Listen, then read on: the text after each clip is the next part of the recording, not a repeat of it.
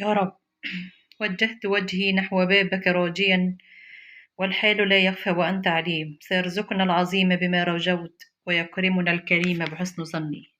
اللهم صل وسلم وزد وبارك عليك يا حبيبي يا رسول الله. ازيكم حبايبي؟ عاملين ايه؟ يا رب تكونوا بخير وفي أحسن الأحوال. عايزة أقول حاجة كده. في مواقف كده بتحصل في حياة الإنسان على قد ما هي بتزعله، بس بتخليك تعرف كل واحد على حقيقته، وبيكشف لك اللي مستخبي جوه البني آدم ده. أنا جريت بمواقف زي كده، والحمد لله الحمد لله يا رب. ربنا يا رب يكفينا شرهم، اللهم آمين يا رب، ورد كيدهم في نحورهم، اللهم آمين. تعالوا كده مع بعض النهاردة نبدأ فيديو جديد ويوم جديد وطاقة إيجابية جديدة.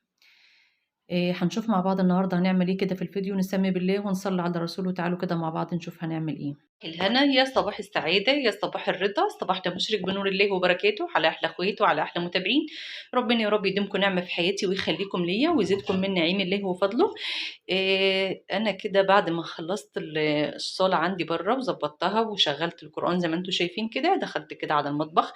أول حاجة كان معايا كيلو لبن، كنت مطلعاه كده فوقك من الليلة، وقلت هغليه الأول. دي أول حاجة هعملها علشان ابني يشرب منه قبل ما يمشي على المدرسة. ربنا يا رب يصلح حالنا وحالكم جميعا. تعالوا كده حطيت اللبن على النار ونشوف بعد كده هنعمل ايه مع بعض. بعد ابني ما مشي من المدرسة تعالوا نخش كده نشوف وفطرنا كده وخلصت كل اللي ورايا. تعالوا كده بقى نخش على الغدا بتاعنا النهارده. معايا بسم الله ما شاء الله، الله اكبر ولا حول ولا قوه الا بالله العلي العظيم. الغدا بتاعنا النهارده يكون سمك. معايا تونه من اللي هي الماكريل اهي. خلاص هننضفها مع بعض وهنعملها في الصينيه. انا عملتها قبل كده. ومعايا بلطي كمان اهو هنشويه.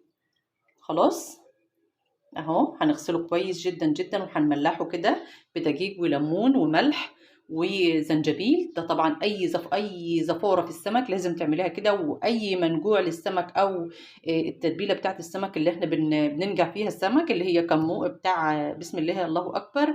معايا ملح ليمون زنجبيل دقيق ذره. ده الحاجه اللي انا بنجع بيها السمك بتاعي، بتقطع اي زفره منه. خلاص انا معايا التونه الماكريل ديت هنعملها النهارده في الصينيه بطريقه حلوه، وانا عملتها قبل كده على القناه. اللي ما شافش الفيديو يرجع ليه ويتابع يشوف الطريقه بالظبط عملناها ازاي. خلاص كده. ومعايا سمك بلطي اهوت هنشويه، وهيكون ده الغدا بتاعنا النهارده. يا رب يعجبكم كده ونرضاكم. انا هغسل السمك وهنقعه كده ونشوف مع بعض هنعمل ايه. ضفنا السمك كده والتونه زي ما انتم شايفين، خليناها زي الفل شمعه منوره شايفين. بسم الله ما شاء الله ولا حول ولا قوه الا بالله. ده طبار يا بنات هشويه برده، هنشوفه مع بعض كده. هشويه النهارده كمان حتتين كده. ومعايا التونه كده هعملها، ودي نضفتها كده ونقعتهم في ليمون ودقيق وملح شايفين. بسم الله ما شاء الله الله اكبر. همسك التونه دي هقطعها وهعملها في الصينيه. الحتتين دول هعملهم في الصينيه. وهشوي اتنين طبرايه واتنين امشاط، كل واحد ايه اللي بياكله انا هعمله له. خلاص هنعمل مع بعض. ده كده حطيته كده في محلول النجع. معايا فيه ليمون اهوت وملح ودقيق. خلاص بعد كده معايا ايه تاني. انا هنا كده هسيبه كده على جنب على حد ما اقطع الخضار اللي انا هعمل فيه التونه في الصينيه، وهنشوف مع بعض شكله بيكون ازاي. الصينيه اللي هعمل فيها التونه مقطع فيها بصل اهوت، ومعايا كمان بصلايه خضراء. ده بصل اخضر برضو مقطعاه، ومعايا طماطم ومعايا فلفل. هانزل عليهم بالكمون والكزبره ومعلقه الشطه والملح، وهنشوف مع بعض هنعمل ايه. نضيف عليهم اول حاجه على الخضار اللي معايا معلقه من الكزبره. بسم الله. كزبره ناشفه. ومعايا كمون. بسم الله. معلقه كزبره معلقه كمون. ومعايا معلقه من الدجه اللي انا بعملها طبعا عاملاها قبل كده على القناه. خلاص اللي ما شافهاش يرجع للفيديوهات عندي. هناخد معلقه كده كبيره حلوه كده محترمه اهي شايفين. هنضيفها كمان على الخضار اللي معانا. بسم الله اهو. هتنزلي بايه تاني يا منى؟ هسيب الكلام ده كله كده وهنزل عليهم بالملح. خلاص معلقه من الملح. خلاص ندعك الكلام ده كله كده مع بعضه. بسم الله. عايزه تلبسي الجلافز البسي، عايزه تعملي زي ما انا بعمل كده عادي. خلاص بسم الله. دعكي بقى الخضار ده كله كده لحد ما تحسي ان الخضار نزل الميه اللي فيه كده، علشان هنعمل ايه تاني؟ هنمسك معايا، انا معايا حتتين التونه دول كبار. خلاص، فرديه كده في بعرية الصينيه، ومعايا حتتين التونه اللي معايا دول كبار. خلاص، انا هقطع الواحده 2. خلاص، بسم الله. حاولي تتعاملي معاها بالراحه عشان التونه طبعا من اللحم الطري اللي تتعامل معاه بالراحه خالص. بسم الله اهو. وهاخد التانية برضو اقطعها اهو، وهدعك الخضار اللي انا عاملاه كده في قلب التونية كده زي ما انتوا شايفين اهو اهو، وهنحشيه كده اهو.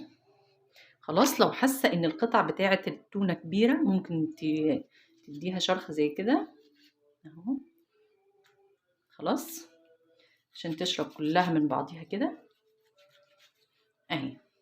شايفين؟ ايه رايكم؟ شكلها يفتح النفس اصلا من غير اي حاجه.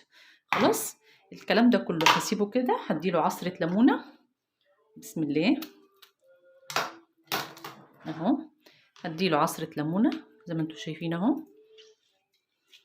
وهسيب الكلام ده حوالي 10 دقايق في التتبيله كده لحد ما يتشرب كله من بعضه. خلاص اهو، عشان كله يتنكه من بعضه. وبعد كده هاخدها ادخلها الفرن. خلاص، وهاخد السمك التاني اشويه عشان نعمل مع بعض شويه رز صياديه وشويه رز ابيض، ونشوف شكل الغدا بتاعنا بيكون ازاي. حطوا لايك للفيديو، بحبكم في الله، ما تنسوش الاشتراك في القناه. ولو عجبك الفيديو يا ست الكل تكتبي لي احلى كومنت وكومنت منك كده، وصلي على رسول الله. اللهم صل وسلم وزد وبارك عليك يا حبيبي يا رسول الله. اذكر الله، الا بذكر الله تطمئن القلوب. ربنا يجعل قلوبنا يا رب عامله بذكر الله، وقلوبنا خاشعة لله رب العالمين. خلاص، تابعوا معايا الفيديو للآخر. هنعمل مع بعض شوية رز صيادية وحشو السمك أنا، وهوريكم شكله بعد ما يتشوف بيكون شكله ازاي. خلاص، السمك كده بعد ما طلع من الفرن اهو، شايفين؟ بسم الله ما شاء الله، ولا حول ولا قوة إلا بالله العلي العظيم. ده اللي اتعمل في الصينية اهو، وده الطبور اللي أنا شوياه. بسم الله الله أكبر. هرش عليه ملح وأحط عليه شطة، بس ما بحبش أحط عليه أي دجة تانية خالص غير الملح ومعلقة من الشطة.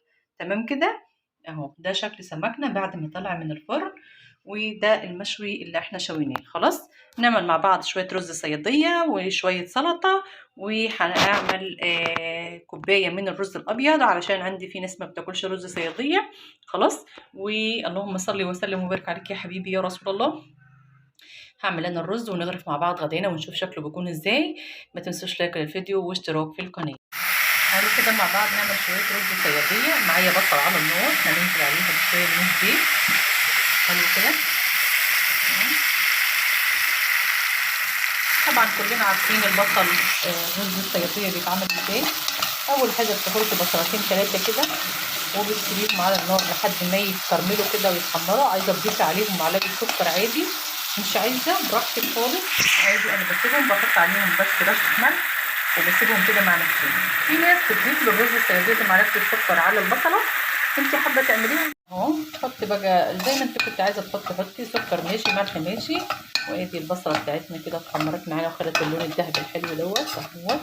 اهم حاجة ما تكونش البصلة اتحرقت منك عشان الرز بتاعك مش يكون مرر. خلاص، ياخد اللون الحلو ده. بعد كده هننزل عليها بالمية بتاعتنا ونغسل الرز بتاعنا ونحطه على حسب ما انت عايزة. بسم الله.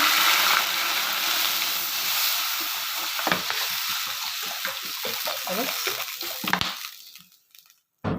اهو، ناكل احلى شويه رز صياديه. ضيفي بقى الملح بتاعك، الفلفل الاسمر على حسب ما انت عايزه. وبعد كده الرز بتاعنا هيستوي ونشوف شكله بيكون ازاي. كده شوفوا ده شكل الرز بتاعنا. بسم الله ما شاء الله، ولا حول ولا قوه الا بالله العلي العظيم. شايفين الرز مفلفل وحلو ازاي؟ بسم الله. شايفين؟ بسم الله ما شاء الله، ولا حول ولا قوة إلا بالله العلي العظيم. تعالوا كده مع بعض كده بعد ما خلصنا الغدا بتاعنا الحلو الجميل ده. يا رب يكون عجبكم كده، ويا رب تكونوا استفدتوا ولو بمعلومة بسيطة من الفيديو. تعالوا كده مع بعض نغرف الغدا ونشوف شكله بيكون ازاي. اتفضلوا كده معانا غدانا. يا رب كده يكون عجبكم، بحبكم في الله.